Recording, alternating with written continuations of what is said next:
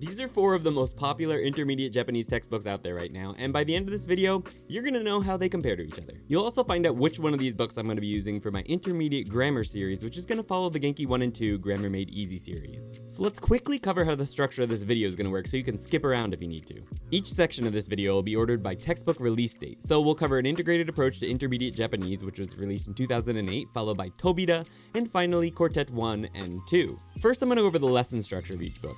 Next, I'll quickly discuss the number of grammar points covered in each book and what I liked and disliked about the way each book covers things. Another thing I want to briefly discuss is somewhat subjective, and that is an overview of what I thought about the readings in each book. Finally, I'll compare and contrast the pros and cons and some other stats about each book, and I'll tell you which one I think is best. By this point, you should be able to guess which book I'll be choosing to teach from in the coming year. If you think you'd be interested in a series like that, where I go into more detail than most college courses, then please make sure you subscribe and hit the bell so that you know when those lessons go live. If you plan on being there, let me know down in the comments by saying, I'll be there. So let's get started with lesson structures. The first book we'll be covering is the oldest in the bunch, and that's An Integrated Approach to Intermediate Japanese. Each lesson opens with a culture notes section, which is always in entirely English. This is followed by a dialogue section, which is similar to what's in Genki, and then a short reading. Next, we have the vocabulary section, which is divided up into which dialogue or reading that the vocabulary appeared in. After this, there's a kanji list, and then grammar explanations with the meaning in English, sometimes a short explanation, and a few example sentences with translations. Next is the speaking section with sample kaiwa or conversation, roleplay, and pair work with instructions that are sometimes in English. Next, there's a listening section, which often has a few short questions and some useful extra vocabulary. After this, there's a short speed reading section, which is basically just a reading section, which you're supposed to time yourself reading and try to get faster and faster at, and it also has some comprehension questions and new vocabulary that you might need to read the story. Finally, at the very end of this, there's a short proverb or haiku to end the lesson. Next, let's move on to the lesson structure of Tobira. Each lesson in Tobira starts with usually 1 or 2 readings. Before that reading, there's a few questions or exercises to get you prepped for it, and immediately after the reading, there's a vocabulary list specific to that reading. If there's 2 readings, there's another vocabulary list after the second one. The second reading is sometimes something special, like a manga page, which is only actually in 1 lesson, and a few other varieties. Next, there's a dialogue reading section. It's usually a conversation between 2 or 3 people, and there's a vocabulary list after this one as well, often with readings from words that aren't in the vocabulary list below the reading. After all of these readings, there's a bunch of questions to think about, and then some questions to answer. The next section is the speaking section. It starts with a model conversation, followed by a fill in the blanks for that conversation with some new info about the same pattern, and then a fill in the blanks with different info, and then you have the conversation with a partner, there's some pair work, and a role play. Sometimes 2 role plays. Next, we have the grammar section. Now, each grammar section in Tobira generally has about 15 or more points in it. The standard structure of each grammar point is an example sentence or 2 that gives you the grammar point, then a short explanation in English, followed by the meaning of the specific grammar point in English. Then there's the structure, followed by a few more example sentences. Next is the kanji list. The kanji that you're expected to learn are in bold, though that can be kind of difficult to see, and it's taught through vocabulary. Finally, there's some language notes at the end, which are sometimes in English and sometimes in Japanese and are kinda random. Moving on to the lesson structure for Quartet. The first section in Quartet is the reading section. Before the actual reading, there's some questions you're supposed to look at before the reading, and some questions you're supposed to look at after the reading. There are then always 2 readings for each lesson. The vocabulary for these readings are actually in a separate booklet that you can pull out from the back of the book so that you can open it up next to you while you go through the readings. After the readings, there's a readings strategy section, generally 2 pages with 2 special strategies that is supposed to help you sort of learn a little bit more about how to read effectively. You're generally then expected to jump into the workbook where there's more questions based on the readings, comprehension questions, and reading strategies practice. After this is the grammar point section. There's generally somewhere between 5 and 10 grammar points per lesson. The grammar points open up with a short conversation or with a couple example sentences to illustrate the point, followed by a lot more example sentences, and then a short explanation in English with a diagram of the structure. Some of the explanations are longer than others, and some are extremely short. You'll notice that starred grammar points are expected to be learned, whereas other ones are just meant to be helpful. You're then expected to move on to the workbook, where there's more grammar point practice. Next is the writing section. It starts with a model report or paper that was written by someone else. You're supposed to go through it and sort of get some ideas for what you might want to write. Next, there's some brainstorming point questions that are supposed to help you sort of, well, brainstorm what you'd like to write about. Finally, there's a couple tasks to complete before you start writing, just to sort of get you ready, and then there's the actual writing. The next section is the speaking section with speaking points and role play. First, there's a few questions based on the reading that are supposed to help you sort of get into the speaking section. Then there's a listening section where you're supposed to listen to the model conversation and try to pick up the points. You then read through the model conversation and check the flow of the conversation, picking out the most important points. Next, there's an example to practice, and some situations presented where you're supposed to use the model dialogue in. You then do the model dialogue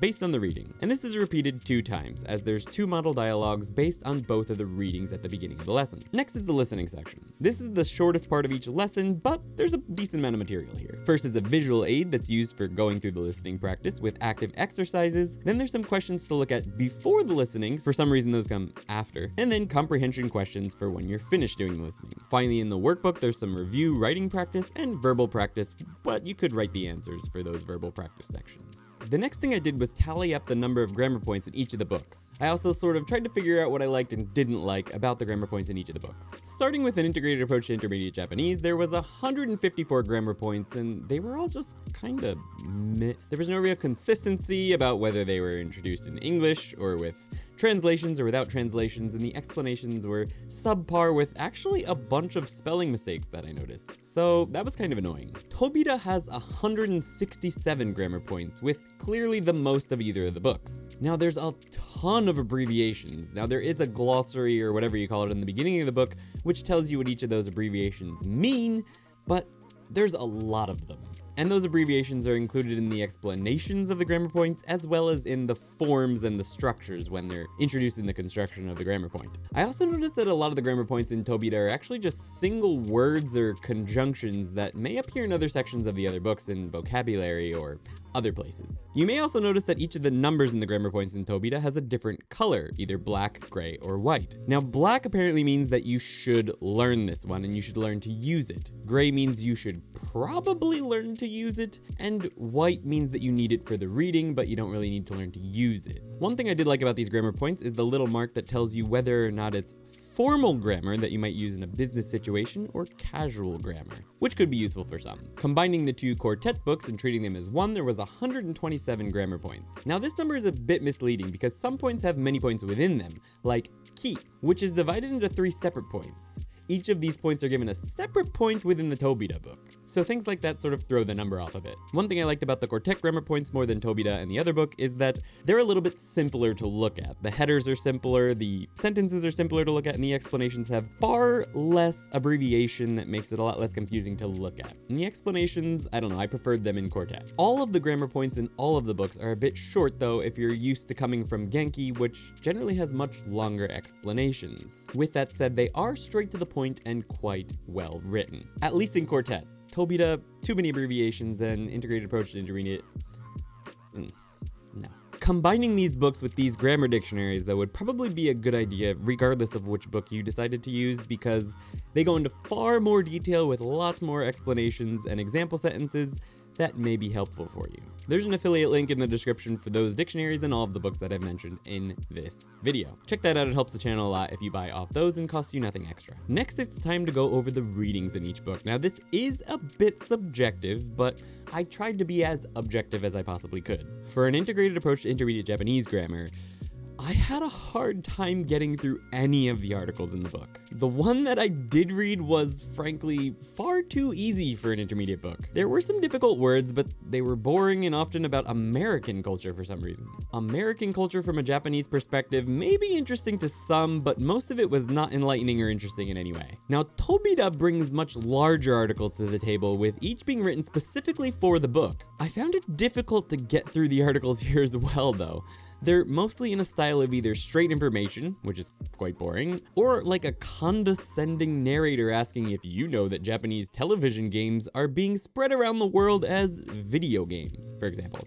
I could barely finish any of them. The short culture notes at the end of each lesson, though, are quite good, and I found the conversation pieces a bit more interesting than the readings, so those are quite helpful. Quartet 1 has created articles tailored to the section they're in. Articles slowly increase in difficulty as you go through the book. I found the writing style more engaging than I expected, and the final article in the book I actually quite enjoyed. It was one argument for and one against certain issue. I won't spoil it. I found both arguments quite compelling and interesting to read, with the argument against being quite convincing, which is not what I expected. I think I'll use the arguments myself in the future, actually. 11 of the 12 articles in Quartet 2 are unaltered real-world passages and articles. These articles are noticeably more difficult than Quartet 1, but not impossible. The difference between Lesson 7 and Lesson 12 is also a noticeable bump in difficulty. You will need to read them all more than once, I think, which is probably good because if you're only reading articles in a textbook once, they're probably not that great for learning. Another plus for Quartet here is that being able to take the vocabulary out of the back of the book and have it next to me while I was reading through particularly difficult readings was a huge win for Quartet. Also, the variety in article style and topics, while sometimes as cliched as the other textbooks, were generally of higher quality. With that said,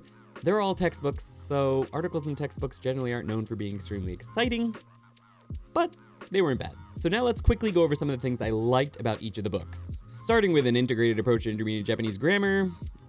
Pluses, I don't know, it has a CD? I don't like it. Seriously, I don't really like anything about this book. Tobira. Now, Tobira actually has a website that has a ton of online videos that are supposed to be used with each of the lessons. They're extremely dated, I'm warning you. But they still exist, and there's also downloadable worksheets for each of those videos.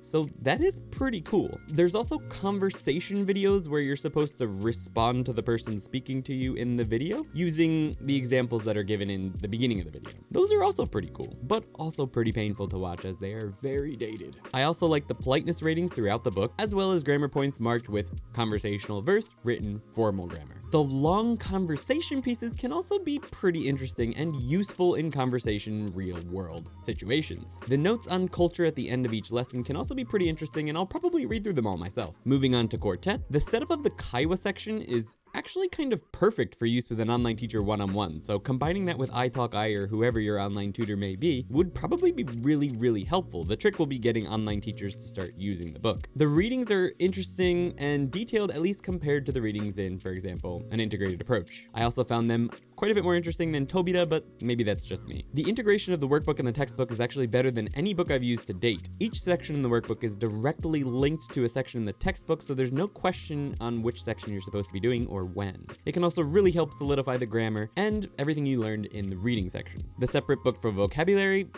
I loved it. I wish that every textbook had this. Another thing that I haven't mentioned yet is that in the vocabulary book, there's a bunch of vocabulary from the readings that you aren't expected to learn on your own, but there is a list of vocabulary that you are expected to learn. And for each one of those vocabulary words, there is an example sentence, which is a huge win. I'm actually going to be including an Anki deck on my Patreon with all of those words and the example sentences. It's not there yet though, so don't go jumping into that just yet, if that's all you want. I also like that there's lots of examples for each of the grammar points. Now, Tobira also had this as a plus, which I didn't mention before. Another thing I liked is that the format for each of the grammar points was always the same, unlike an integrated approach. Now, this part is a plus and a minus. There's 2 books. Now, I kind of like that it divided it up into 2 books because that gave more room for more material and more readings, but some people might not like that. Another cool thing about Quartet is that at the end of the first book, there's a brush-up section to refresh your memory on grammar points from beginner books, and a challenge section at the back of book 2 to level up even more. Those are kind of cool. Now let's quickly go over some things that I didn't like. I mentioned that I didn't like integrated approach to intermediate Japanese at all, so let's go over quickly why that is. The conversations, the dialogues, they're painful. The readings are awkward and boring and painful. There's very few examples for the grammar points and very short grammar explanations, often with spelling and grammar mistakes in the English. Random sections seem to be thrown about at random. The roleplay sections also sometimes only work for very specific people or types of people, especially probably students, maybe only in university, and they're almost only useful if you're in a classroom environment. They're also usually pretty boring. I just didn't like this book. Don't buy this book. Things I didn't like about Tobira. It's a bit dated compared to Quartet. So Tobira was released in 2009 compared to Quartet, which is 2019 for the first book and 2020 for the second book. I really hate the format. If you open up the book to pretty much any section, it's just walls of very small font. The vocab lists are all over the place. They're below the reading, after the reading, below the next reading and after it, back in the kanji section, in the kaiwa section. It would be nice to keep all of this together in one section. If Tobira released a separate vocabulary book, maybe in future editions, that would be awesome. I'm also not sure how I feel about the big blocks of thinking questions after each of the reading sections. They didn't really seem that helpful to me. The grammar sections aren't significantly different from Quartet, but there are so many abbreviations and codes and whatnot, and it's just kind of hard to look at. There's also no translations for any of the example sentences. One thing that was kind of cool is that the first example sentences were always directly from the reading, but Moving on to Quartet, I'm not sure how I feel about the writing section. I feel like a lot of people aren't going to enjoy that section, and I don't really find myself getting really excited to do those sections. I am gonna do those sections for myself, but I don't know. I mean, if you're into writing or you want to learn to write in Japanese, it's maybe helpful, but I don't know. I feel like these sections could have been used for something better. But maybe they're great. I don't know. I haven't done any of them yet, so we'll see. Also, the kaiwa section, the conversation section, it's a bit difficult to use solo, and it's probably only useful for pair work, but I guess that's kind of normal. With that said, it is perfect for online one-on-one tutoring. There's also less grammar points in the competition, which could be a deal breaker for some of you. But frankly, if you finish all of the Quartet books and all of the grammar in them, you should be able to start picking up grammar on your own without the help of a textbook. So having 127 grammar points versus 154 probably isn't that much of a difference. Another complaint I saw a lot about Quartet online was that the audio quality on the AutoNavi app isn't excellent, and I do agree it wasn't excellent, but I did find it better than the Genki audio. And of course, the number one con for these books is that there's two of them instead of one, so they're a little bit more expensive than the competition. Generally speaking though, I thought they were the better books, which is why I'm going to be using them for my new intermediate grammar series, which is going to be following up the Genki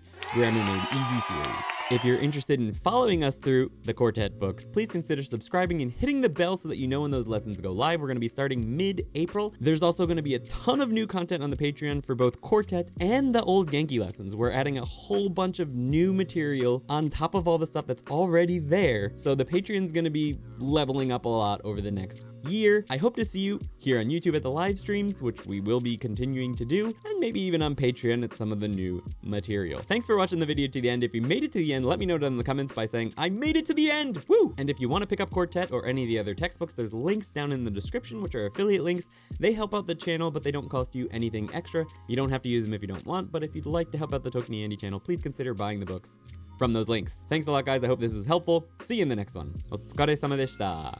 ありがとうございます。お疲れ様でした。また次のビデオで会いましょうね。